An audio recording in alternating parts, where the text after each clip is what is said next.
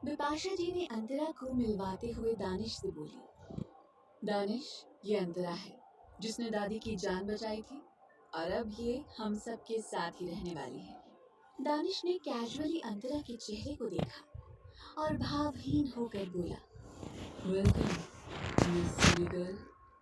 Silly girl उसने धीरे से कहा था, जो सिर्फ अंतरा ने ही सुना था। ये कहकर दानिश हल्की सी स्माइल करते हुए फिर ब्रेकफास्ट करने लगा और वहीं उसके मुंह से खुद के लिए सिली गर्ल नाम सुनकर अंतरा की आंखें छोटी हो गईं और उसने मन ही मन दानिश को कोसते हुए कहा, ये अपने आप को समझते क्या है? आखिर ऐसे कैसे मुझे इस नाम से बुला सकते हैं? क्या करूं मैं इनका? वो मन ही मन खुद से ही कहे जा रही थी कि उसे एक बार फिर विपाशा जी की आवाज सुनाई दी, जो उसी से कह रही थी, अंतरा बेटा, ये मेरा छोटा बेटा दानिश है। अंतरा ने अभी तक अपनी नजरें उठाकर दानिश को ठीक से नहीं देखा था और फिर वहीं विपाशा जी के मुंह से छोटा बेटा सुनकर अंतरा को तो जैसे अब इस घर से भाग जाने का मन कर रहा था। उसे खुद की ही किस्मत पर अब रोना आ रहा था, पर उसने अपने चेहरे से कुछ जताया नहीं और बिना अपनी नजरें उठाए धीरे से में जवाब दिया। दानिश की उसे खुद की तरफ एक बार भी न देखता नोटिस करके भौं ही तन गई और उसने लगातार अंतरा को देखते हुए मन ही मन कहा, ओह, तो सिली गर्ल के अंदर एटीट्यूड भी है, इंटरेस्टिंग। ये कहकर वो फिर से अपना ब्रेकफास्ट करने लगा। तभी ध्रुव ने खाते हुए दानिश से पूछा, तो आज कॉलेज या ऑफिस जाओगे दानिश? दानिश ने कैजुअली जवाब दिया, कॉलेज, क्योंकि ऑफिस का काम मेरा असिस्टेंट कुछ दिन संभालेगा और मैं अब कॉलेज जाऊंगा। दानिश ने बहुत कम उम्र से ही फैमिली बिजनेस को संभाल लिया था, जिस वजह से वो अपने मास्टर्स अब कर रहा था। ऑफिस का काम ज्यादा होने की वजह से उसने विदेश से मास्टर्स नहीं किया और यही खुद के ही कॉलेज से मास्टर्स करने लगा और इस बार उसका लास्ट ईयर था। उसकी बात सुनकर ध्रुव अंतरा की तरफ देखते हुए बोला, अंतरा, तुम दानिश के साथ ही कॉलेज चली जाओ और सब वहाँ का देख लो, फिर आज से ही ज्वाइन कर लो। वो हमारा ही कॉलेज है, जिस वजह से हमने पहले ही तुम्हारे लिए बात कर ली है। उसकी इस बात से अंतरा खुश तो हो गई कि वो अब सबकी तरह कॉलेज जाएगी, पर दानिश के साथ जाने की बात सुनकर उसके गले में खाना अटक सा गया और वो खांसने लगी। दानिश, जो कि काफी देर से उसे ही नोटिस कर रहा था, अंतरा को ऐसे खांसता देखकर उसने उसकी तरफ पानी का गिलास बढ़ा दिया, पर उससे पहले ही ध्रुव उसे पानी पिलाने लगा। अंतरा भी जल्दी जल्दी पानी पीने लगी, पर वहीं दानिश को ये सब देखकर बिल्कुल भी अच्छा नहीं लगा। उसे अंतरा का यूं ध्रुव के हाथ से पानी पीना बिल्कुल पसंद नहीं आया। उसे एक जलन सी महसूस हुई, पर उसके चेहरे पर कोई भाव नहीं था। पर उसकी पकड़ ग्लास पर कस जरूर गई थी और उसकी नजर सिर्फ ध्रुव के उन हाथों पर थी जिससे उसने अंतरा की पीठ को रब किया था। कुछ देर बाद अंतरा नॉर्मल हो गई और धीरे से ध्रुव से बोली, आप नहीं चल सकते क्या हमारे साथ? अगर आपको काम ना हो तो प्लीज आप चलिए। आप चलेंगे तो मुझे अच्छा लगेगा। किसी का भी ध्यान अभी दानिश के ऊपर नहीं गया था और वहीं दानिश अब तक पूरी तरह गुस्से से लाल हो चुका था अंतरा की बात सुनकर। उसकी बात पर ध्रुव ने उसे प्यार से कहा, अंतरा, मुझे अभी मीटिंग में जाना है, तुम दानिश के साथ जाओ, ये तुम्हारा ख्याल रखेगा, तुम्हें कोई दिक्कत नहीं होगी।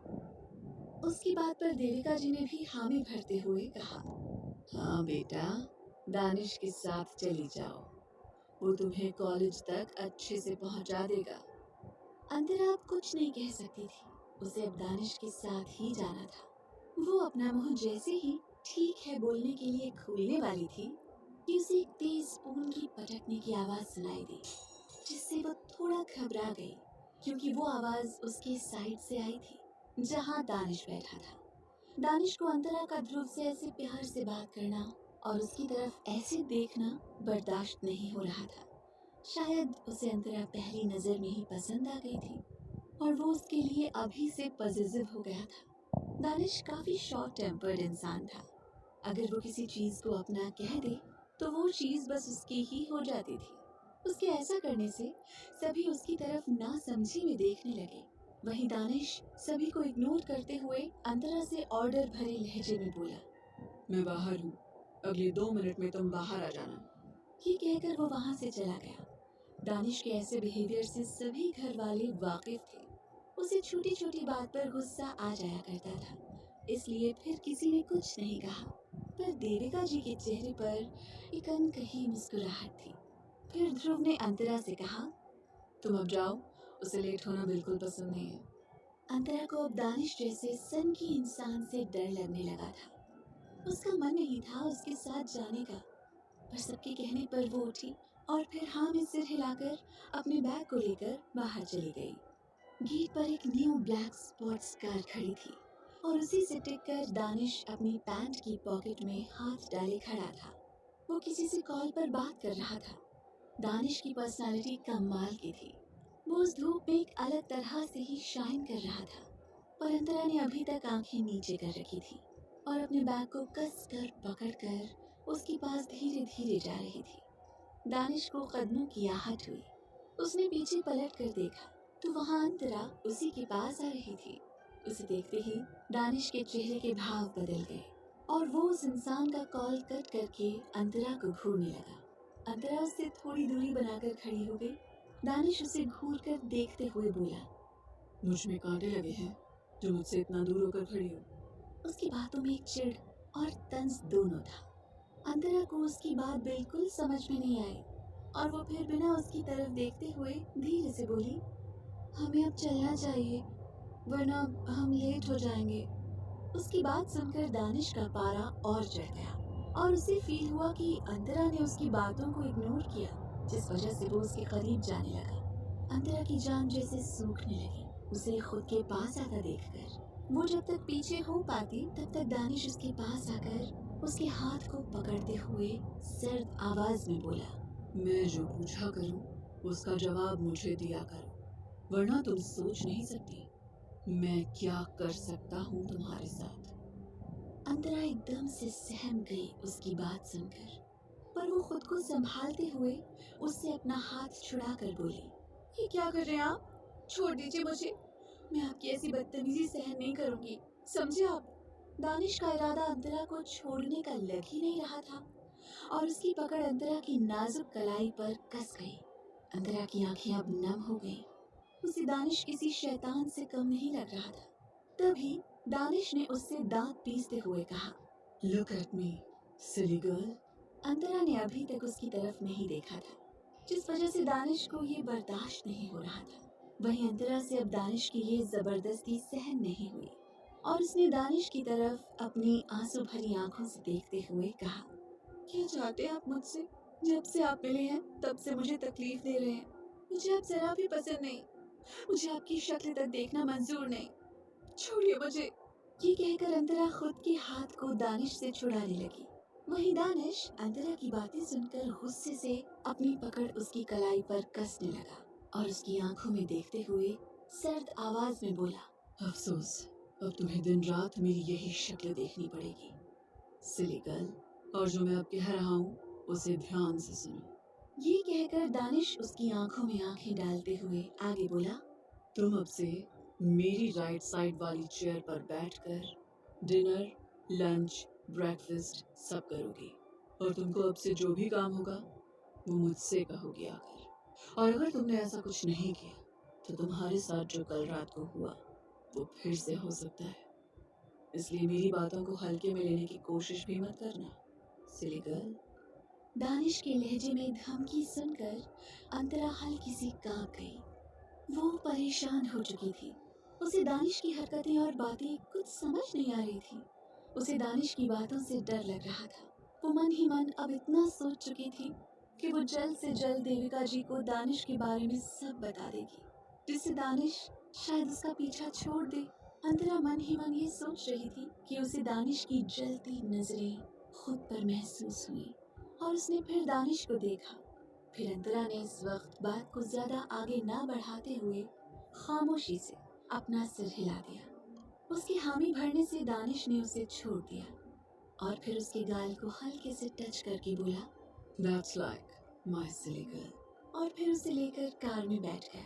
वहीं अंतरा चुपचाप उसके साथ बैठ गई। उसकी आंखें अभी भी नम थीं। वो खामोशी से विंडो से सट कर बैठी थी। उसे बिल्कुल नहीं पता था कि उसकी लाइफ में एक ऐसा इंसान आ जाएगा जो उसकी हर एक चीज डिसाइड करेगा। वो अब किसी तरह देविका जी से बात करके दानिश से अपना पीछा छुड़ा लेना चाहती थी, और जिसके लिए आज रात को ही वो उनसे बात करने वाली थी। कार में शांति थी।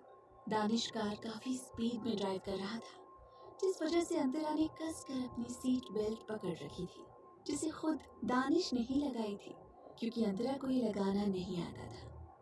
वहीं अंतरा दानिश से बात तक नहीं करना चाहती थी, यहाँ तक कि वो उससे ये भी नहीं कहना चाहती थी कि वो कार की स्पीड स्लो कर दे।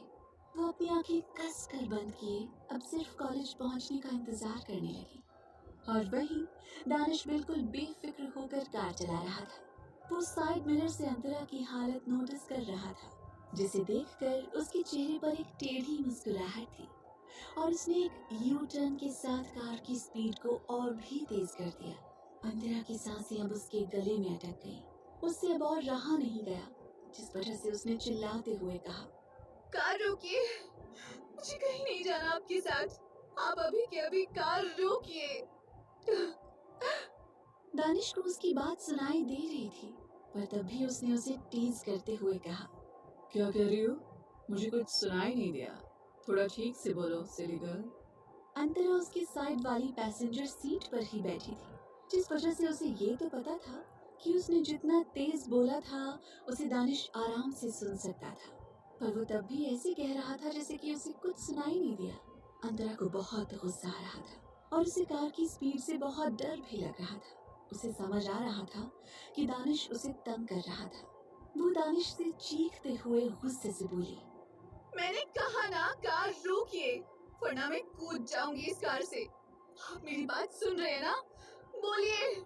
अब क्या नया तूफान लाने वाला है दानिश अंतरा की लाइफ में? कैसे करेगी अंतरा आने वाले अनजान खतरों का सामना? और क्या अंतरा जिस मकसद से ओबरॉय परिवार में आई उसे वो कभी हासिल कर पाएगी? जानने के लिए सुनते रहिए ये कहानी।